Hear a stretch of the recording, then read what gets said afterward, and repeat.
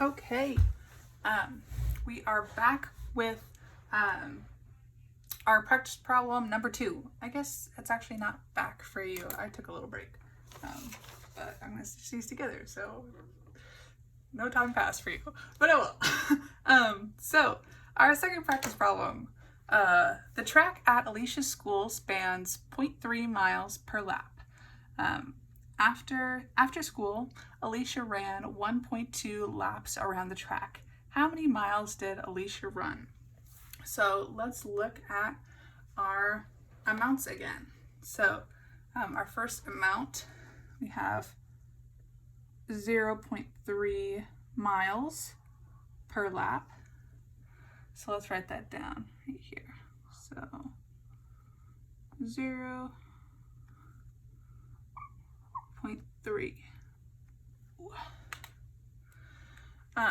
And our second amount is after school, Alicia ran 1.2 laps.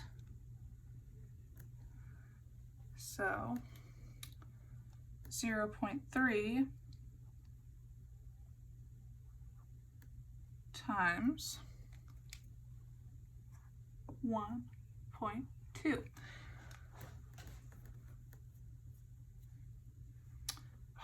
I should have used different language in this problem, actually. I'm going to change it right now.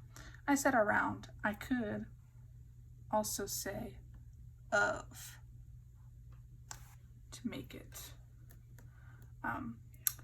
to use our vocabulary. So let's go over this again.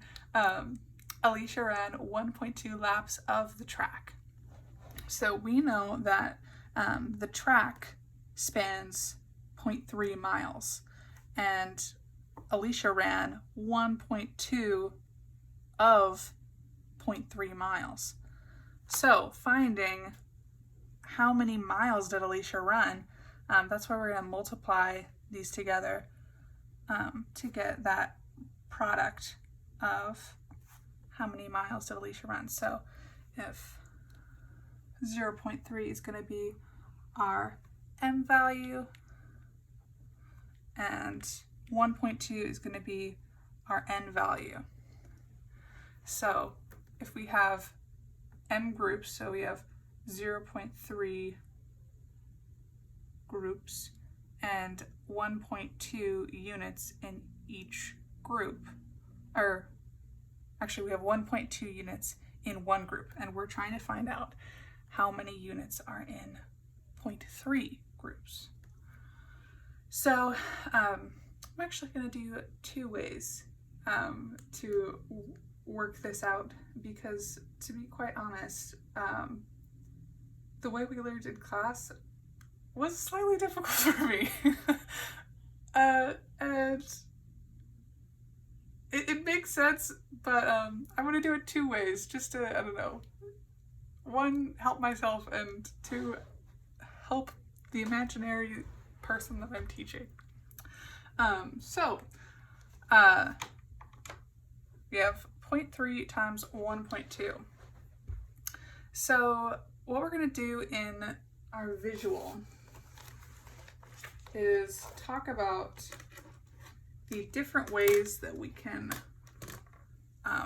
write this problem. So another way of looking at this is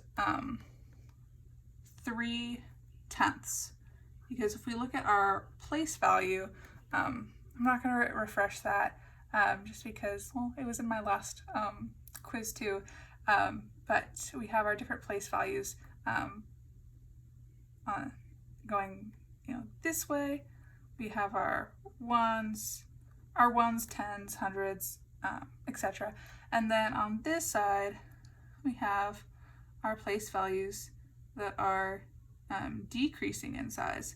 So we have our tenths, hundredths, thousandths, and going on from there.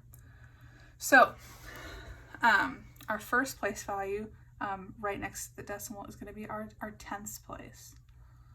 So that's one way we could write 0.3 is 3/10.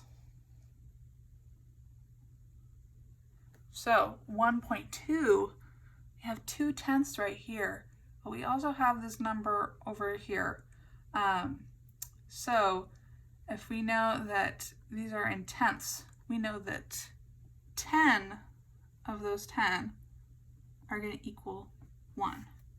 So we actually know that our 1 right here is going to equal 10 tenths. Plus, we also have this 2 tenths over here. So this is going to be, so 1.2 is going to equal 10 tenths plus those 2 tenths. So that we can just write as 12 tenths. So 3 tenths times 12 tenths. And actually I'm going to write this just in fraction form. 3 tenths times 12 over 10 equals what? So now we're going to go over to my graph paper. Sorry it's a little small, but I didn't want to draw all this up on the whiteboard because I'll also use this space for my next example. So here we have 3 tenths times 12 tenths. And an easier way to break this down is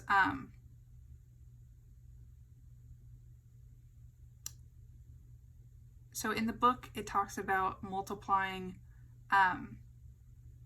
each of these sides by 10 and then going back and moving the decimal. But we could also just write 3 groups of 10 and 12 groups of 10. So I think I'll do that. I'm just kind of working as I go. So in this, I don't have a blue pen, but I have a purple one. So this is going to be our purple, and this is going to be our pink. So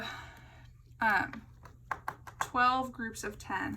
I've already drawn out our parameters. So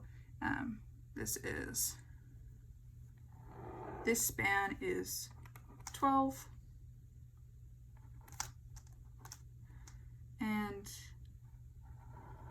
this span is 10. And I kind of wanted to avoid doing that because I wanted to save that space for something else, but that's okay. So we're gonna shade in 12 groups of 10 first. So I'll try to make this as fast as possible, but it takes a while.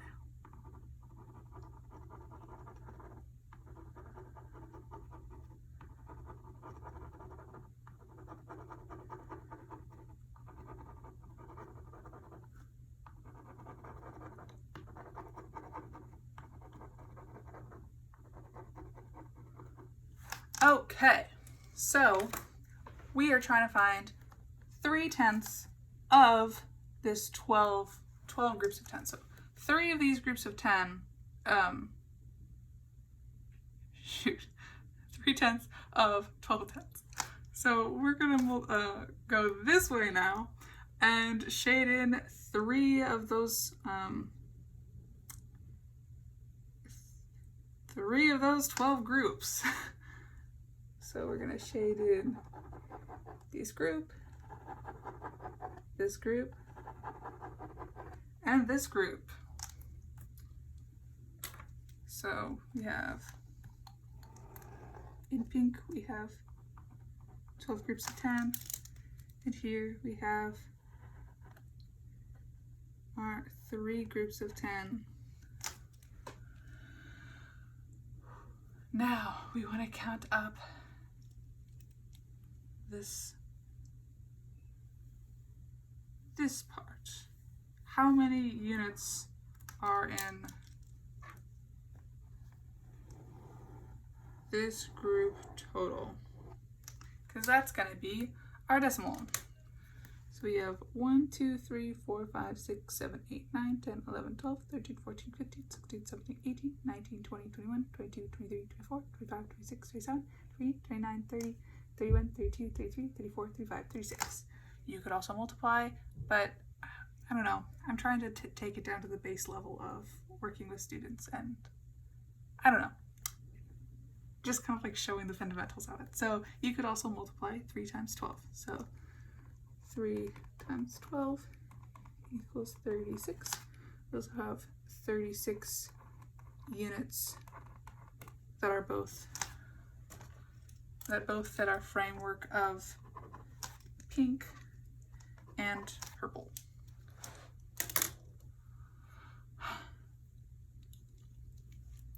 Now, because we're dealing with decimals, we're not dealing with 3 times 12. We're dealing with 0.3 times 1.2. So now we get to our moving the decimal. So part of why we move the decimal when we're multiplying is we're moving place value. Because, as I mentioned, we're not multiplying three full units. We're multiplying a third or 3/10 of a unit, and we're not multiplying 12. We're multiplying 1.2. So when deciding how many units to move, we're looking at the amount of numbers to the right of the decimal. So we're looking at this number and we're looking at this number. So there's one number on this side and there's one number on this side. So adding those together, we have two place values. So if our decimal's over here, we're going to be moving it 2 place values to the left. So 1, 2. So we actually get 0.3 times 1.2 equals 0.36. So I'm looking at our problem that we just did. So the track at Alicia's school spans 0.3 miles per lap. After school, Alicia ran 1.2 laps of the track. How many miles did Alicia run? So from our picture here that we figured out, Alicia ran 0.36 miles, or 0.36 miles. So that is one way to find the answer, and I'm still not very good at it. So I just feel like that was a little harder. And so I'm going to show another method as well, just because it's fun. And I was kind of enjoying myself creating my little plan to show you. And this is the lattice method, which I know actually isn't our favorite method, but I kind of like it for decimals. I'm not going to lie. Call me crazy. So let's go ahead and set that up. So the lattice method is basically we're like sectioning out our numbers and putting them in a grid and doing our multiplication that way. So I already went through the visual, so this is more of just dealing with numbers and the multiplication aspect. So we have 0.3. So I'll go ahead and set up my my vertical lines.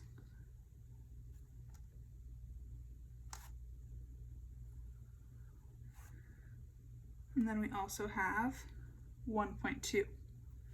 So 1.2.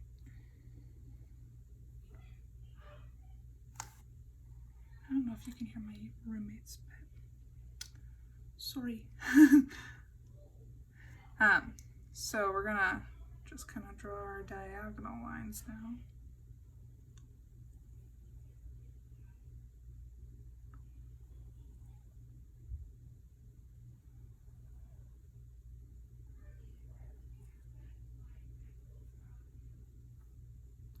There we go. So we're going to divide all the digits by all the other digits. So we could do 3 times 2 is going to be equal 6. This section is representing our tens column, and this section is representing our ones column. Or actually, well, we haven't put in the decimals yet, so I'm going to keep that there. we're going to do 3 times 1 is going to equal 3. So we'll put a 0 here and 3 there. And we can do 0 times 1 is equal to 0. And 0 times 2 is also going to equal 0. So we'll put a 0 in both. And then we will add up all the values in each of our diagonal columns. So 6, we're going to write right here, we're going to write 6. Going this way, 3 plus 0 plus 0 is just going to equal 3. 0 plus 0 plus 0 is just going to equal 0. And 0 is just going to equal 0. Now placing our decimals, we're going to find the point that intersects both of our decimals. So this point and this point clash right here. And we're going to follow that line. So we're going to put a decimal right here. And this basically just, you know, represents us moving our decimal of how many spaces are to the right of each number, which and combining them. So 1 value and 1 value. So it's going to equal 2 place values that we're moving it. So here's our answer, which is 0. Well, it actually says 0, 0, so I'm just gonna do it. 0.36 miles. Yeah. So that's that. So 0.3 times 1.2 is 0.36. That was also pretty long, but I think it was shorter. Okay, have a good night.